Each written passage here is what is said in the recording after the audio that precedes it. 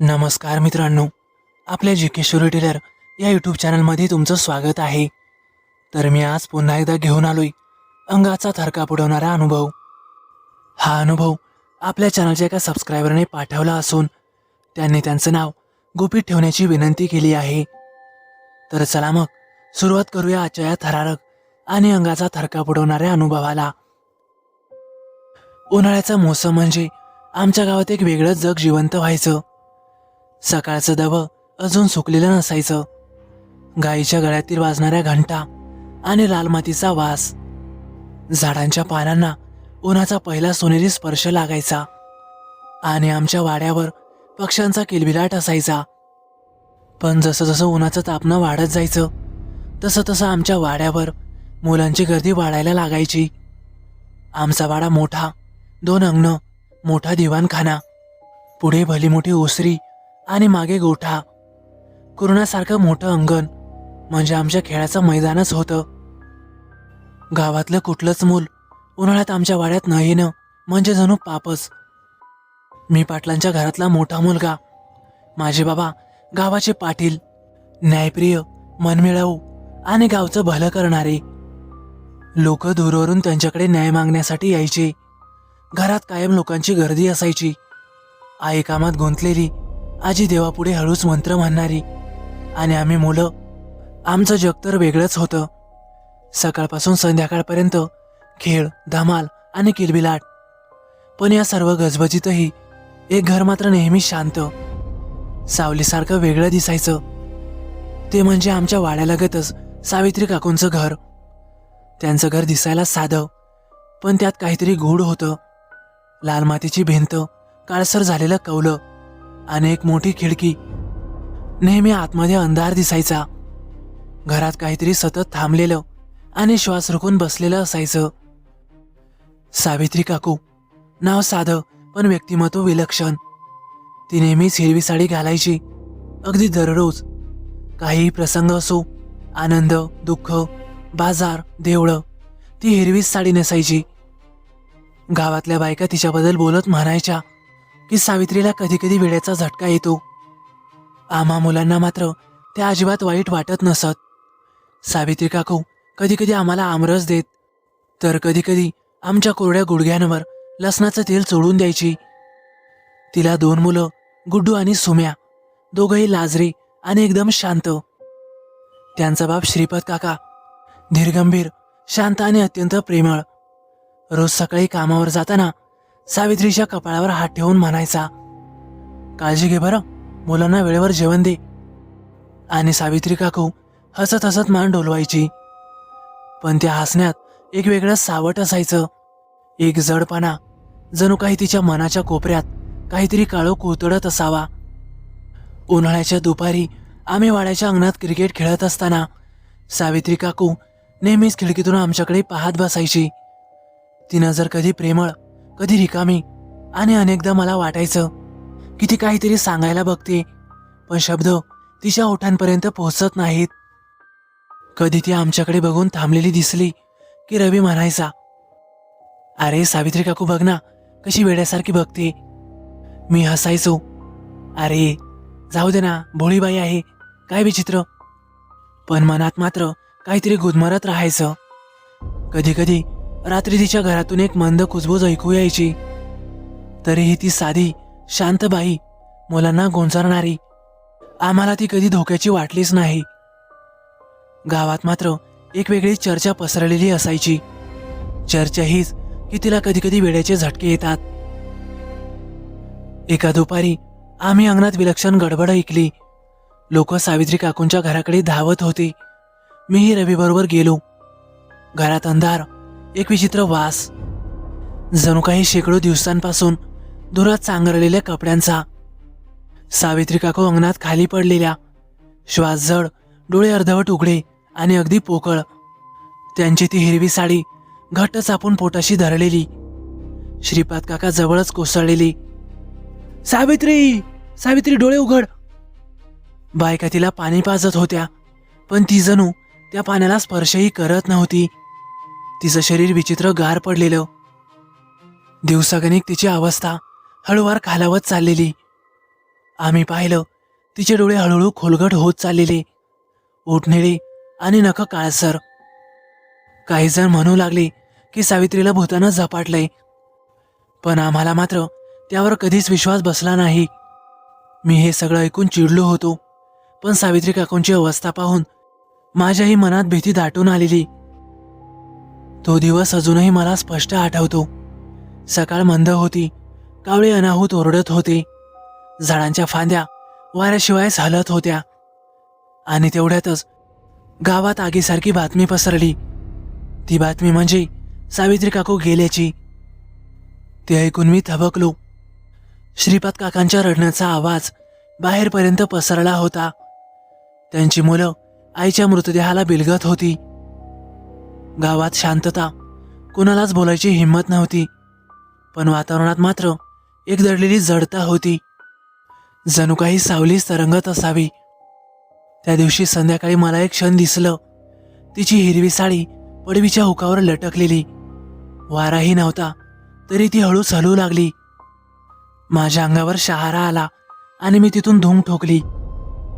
त्या रात्री दुःखापोटी आम्हाला कोणाला जेवण गेलं नाही.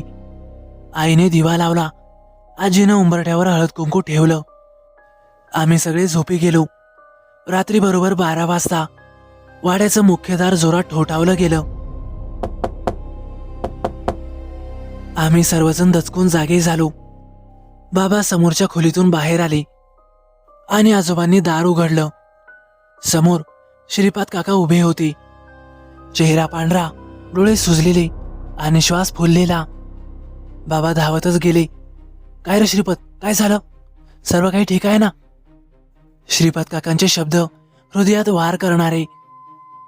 आहो आहो पाटील, सावित्री ती रात्री घरी आली होती. मुलांच्या अंगावर हात ठेवला आणि त्यांच्या केसातून हात फिरवत होती. त्यांना कुरवाळत होती. त्याचं म्हणणं ऐकून आम्ही सर्व थिजून गेलो. तो पुढे म्हणाला, ती म्हणती या माझ्या लेकरांना सोडून मी कुठे बी जाणार नाही. मुलं तिला घाबरली आणि मागे सरकली, तर ती त्यांच्यावर प्रचंड रागावली आणि जेव्हा मी दरवाजा उघडला तेव्हा ती गायब झाली. आजीच्या हातातून दिवा निसटून खाली पडला. बाबांनी श्रीपाद काकांना आत घेतलं, मुलांना वाड्यात झोपवलं. सगळेजण थरथरत होते. आजोबा म्हणाले, चला आता झोपूयात, सकाळी बोलू यावर. मला मात्र त्या रात्री नीट झोप आलीच नाही. ही तर फक्त सुरुवात होती. दुसऱ्या दिवशी सकाळी बाबांनी श्रीपाद काकांना आमच्या मळ्यातल्या घरात राहण्याचा सल्ला दिला. त्यांनी मानही डोलावली. गावात हळूहळू शांत झालं. दुसऱ्या दिवशी बरोबर रात्री 12 वाजता वाड्याचं दार पुन्हा वाजलं. एकदा, दोनदा आणि तिसऱ्यांदा. मी पळत पळत दार उघडायला जात होतो. तेवढ्यात आजोबा ओरडले, थांब, उघडू नकस. मी जागेवरच थबकलो, कारण आजोबांचा आवाज कधीच एवढा कठोर नव्हता. ते पुन्हा म्हणाले, पुन्हा झोपायला जा, उघडू नकोस दरवाजा. मी घाबरूनच पुन्हा खोलीत गेलो. दुसऱ्या दिवशी सकाळी सगळं जणू काही सामान्य. गावातली मुलंही जमले होते. आम्ही मित्रमंडळी मिळून वाड्याच्या बाहेर क्रिकेट खेळत होतो.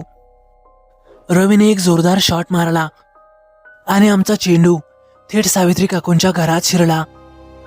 सावित्री काकूंचं घर बंद होतं, पण बाजूने त्यांच्या घरात जायला एक छोटासा शॉर्टकट होता. आम्ही सगळी मुलं दूरच उभं राहून त्यांच्या घराकडे पाहत होतो. कोणीही आत जायला धजावत नव्हतं. शेवटी मी आणि माझा मित्र रवी, आम्ही दोघांनी ठरवलं, चल आपण दोघं जाऊयात आणि चेंडू घेऊन येऊ. आम्ही दोघं हळूवार बाजूच्या बोगद्यातून आतमध्ये शिरलो. घराच्या पायऱ्या चढल्या आणि वरच्या खोलीत गेलो. घरात एक विचित्र गारवा, जणू आतल्या हवेलाही कुणीतरी गाठ बांधली होती. एका कोपऱ्यात गळकी छप्पर, भिंतीवर काजळी, कोळ्यांचे जाळं, घर अर्धवट कोसळलेल्या अवस्थेत. रवीला एका टेबलाखाली चेंडू दिसला. त्याने झटक्यात जाऊन चेंडू घेतला आणि मला म्हणाला, चल भेटला चेंडू. आम्ही असं म्हणून पुन्हा परतीसाठी मागे वळालो आणि तेवढ्यातच एकदम हळूवार एका कोपऱ्यातून कोणीतरी मुसमुसत रडण्याचा आवाज आला.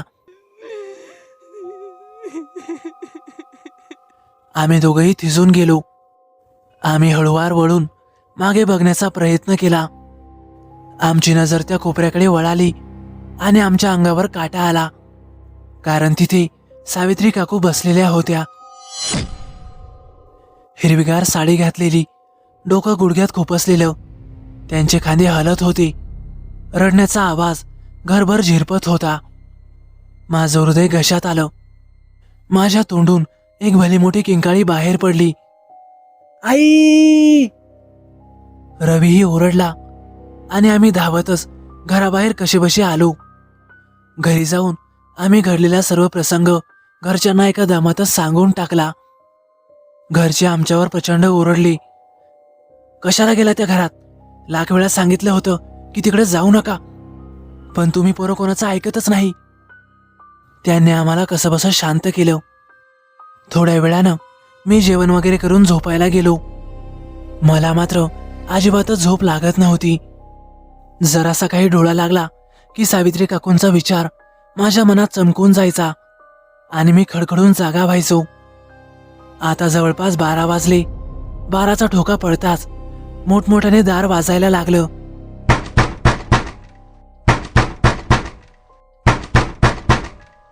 पण दार मात्र फक्त 3च वेळा वाजायचं. पण आता मात्र मला कळालं होतं की रोज रात्री 12 वाजता आमच्या वाड्याचं दार 3 वेळा का वाजतं आणि ते कोण वाजवतं. त्यानंतर मात्र आम्ही पुन्हा सावित्री काकूंच्या घराकडे गेलो नाही. आजही कधी अमावस्येच्या रात्री बरोबर 12 वाजता बाहेरून कसलाचा आवाज येतो.